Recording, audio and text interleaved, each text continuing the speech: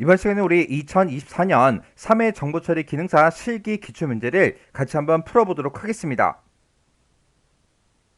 문제 9번이요. OSI 7계층이요. OSI 7계층 중에서 다음 특징을 갖는 그 계층이 무엇인지 써라. 그렇게 이제 문제가 나왔어요. 우리 설명해 보니까 전송이 필요한 두 장치 간에 실제 이제 접속과 절단이요. 접속과 절단 등의 기계적, 정기적, 기능적, 절차적 이런 특성에 대한 그런 규칙을 이제 정의한대요. 그리고 물리적 전송 매체와 전송 신호 방식을 정의한다. 여기에는 우리 이제 RS232C라는 것도 있고 X21도 있고 이런 이제 표준이 있대요. 그리고 우리 이제 프로토콜 데이터 단위는 우리 비트다 그렇게 나왔고요. 그때 관련된 그 장비는 이제 리피터하고 허브라는 그 장비가 있대요. 지금 여기서 문제 중에서 이제 기계적, 정기적, 기능적, 절차적 특성 이런 말만 딱 봐도 우리는 정답이 바로바로 떠올라야죠. 이런 이제 특징을 가지고 있는 그 계층이 우리 1층 물리 계층이요. 그래서 우리가 물리 계층이다 이렇게 이제 정답을 써도 되고 아니면 영어로 지금처럼 이렇게 이제 써도 됩니다. 가급적이면 한글로 정답을 쓰세요. 만약에 영어로 이렇게 이제 쓰다가 중간에 내가 한 글자라도 빼먹거나 한 글자라도 틀리게 되면 오답 처리된다고요. 자, 그럼 이제 OSI 7계층 요거 이제 정리 좀 하고 지나가자고요. 자, 우리 OSI 참조 모델이요. 이 OSI 참조 모델이라는 거는 우리가 이제 네트워크를 통해서 이제 통신하다 보면 여러 가지 이제 충돌 문제가 이제 생깁니다. 그런 이제 충돌 문제를 완화하기 위해서 다른 시스템 간에 원활하게 이제 통신하기 위해서 우리 ISO라는 국제 표준화 기구에서 제안한 그런 통신 규약을 보고 우리가 이제 OSI 참조 모델 그렇게 이제 부르는 거예요.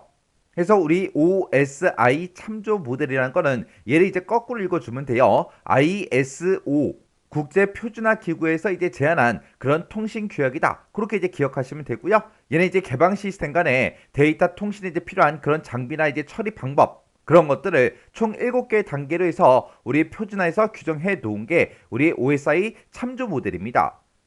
이런 이제 OSI 참조 모델을 7단계로 이제 표준해서 규정해 놓은 걸 보고 우리가 이제 OSI 7계층 그렇게 이제 부르는 거고 얘는 총 7개의 계층으로 그렇게 이제 구성이 되어 있어요. 그때 그걸 이제 그림으로 보게 되면 지금처럼 이렇게요. 해서 지금 여기서 지금처럼 이렇게 이제 아파트가 있다라고 가정을 한번 해보자고요. 그러면 그때 이제 맨 밑에 여기가 이제 1층이 되겠죠. 그리고 여기가 2층, 여기가 이제 3층, 여기가 이제 4층, 여기가 이제 5층, 여기가 이제 6층, 여기가 이제 7층하고 그렇게 이제 7개 계층으로 이렇게 이제 나눠서 통신할 때 이제 필요한 그런 장비가 됐든 처리 방법 그런 것들을 이제 표준화해서 규정해 놓은 걸 보고 우리가 이제 OSI 7계층 그렇게 이제 부르는 거예요. 그때 1층부터 7층까지 지금처럼 이렇게 있을 때 여기서 이제 뚝 잘라서 이 위쪽을 보고 우리 이제 상위 계층, 상위 계층이라고 그렇게 이제 부르는 거고 아래쪽에 있는 요 세 개 계층을 보고 우리가 이제 하위 계층 그렇게 이제 부릅니다.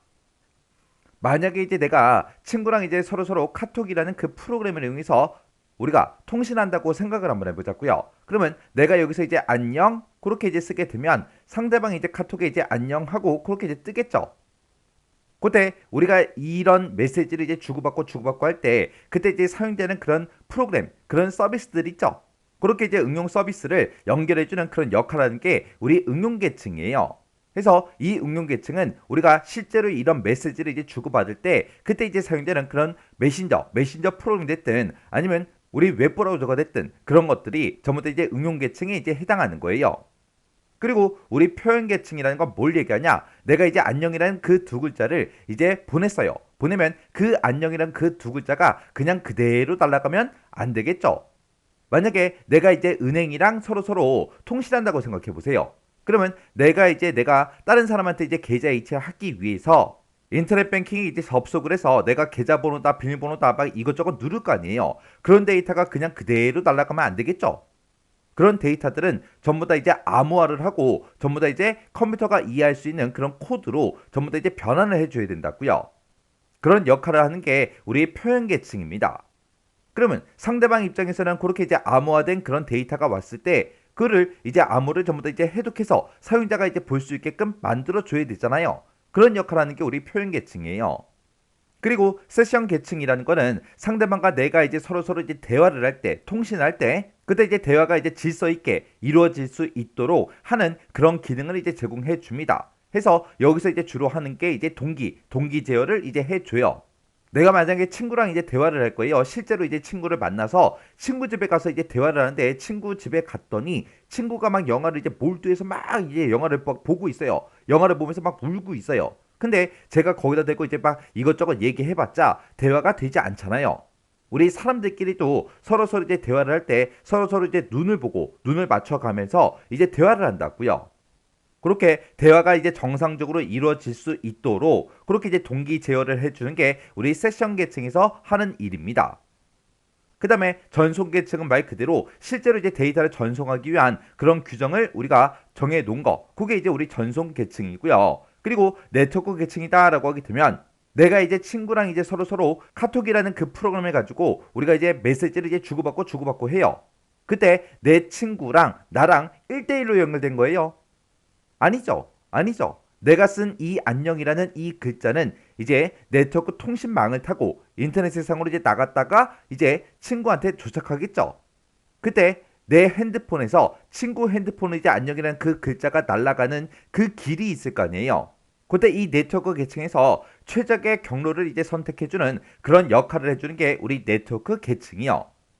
그 다음에 우리 데이터 링크 계층이라는 거는 각각 이제 시스템들끼리 서로 이제 통신할 때 신뢰성 있고 이제 효율적인 정보를 이제 전송할 수 있게 시스템 간에 이제 연결을 설정한다거나 아니면 유지를 한다거나 아니면 종료를 하는 그런 역할을 하는 게 우리 데이터 링크 계층입니다. 해서 이 데이터 링크 계층에서 주로 하는 역할이 뭐냐? 주로 이제 흐름 제어를 해주고요.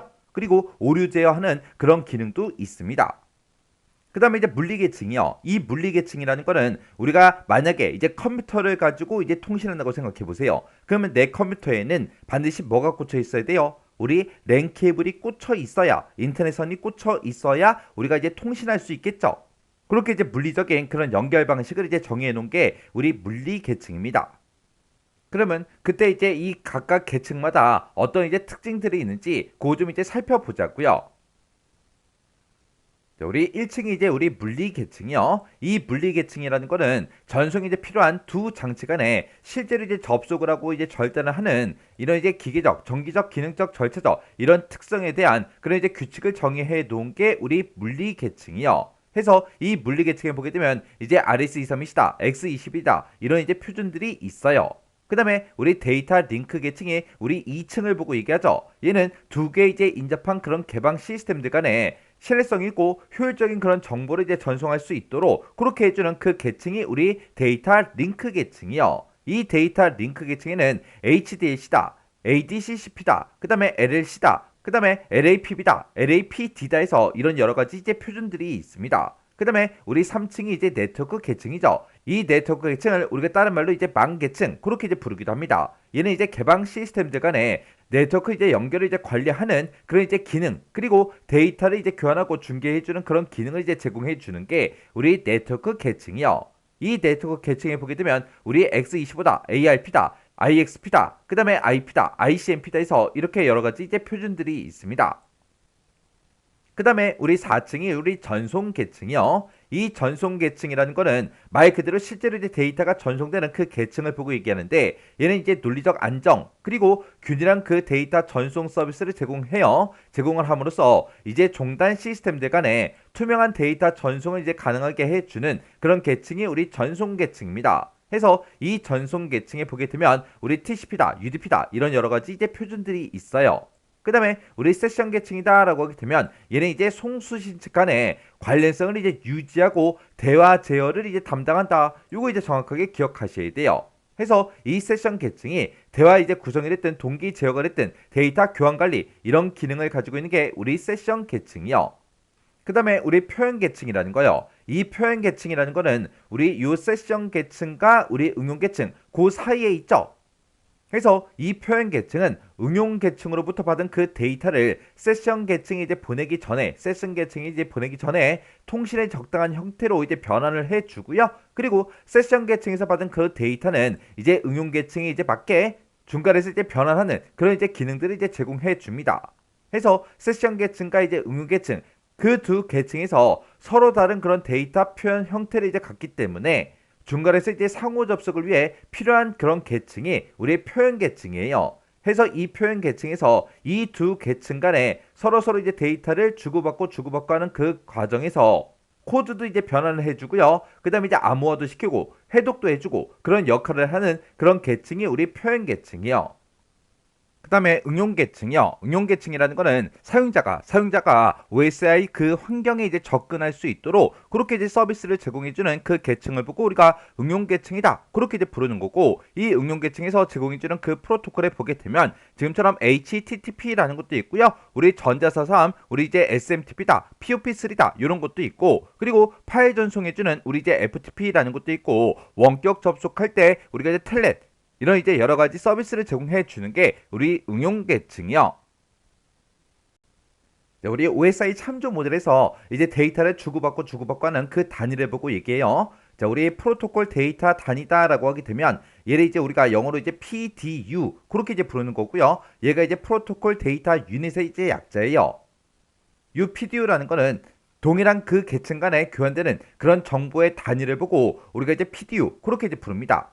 그때 이제 물리 계층끼리 서로 이제 데이터를 주고받고 할 때는 그때 이제 비트 단위로 이제 데이터를 주고받고요. 데이터 링크 계층끼리 서로 이제 데이터를 주고받을 때는 프레임 단위로 이제 데이터를 주고받습니다. 그리고 네트워크 계층끼리 서로 이제 데이터를 주고받고 하는 그 단위가 우리 패킷이라는 그 단위로 이제 데이터를 주고받고요. 그 다음에 전송 계층에서 이제 데이터를 서로 이제 주고받을 때는 세그먼트 단위로 이제 데이터를 주고받고 해요.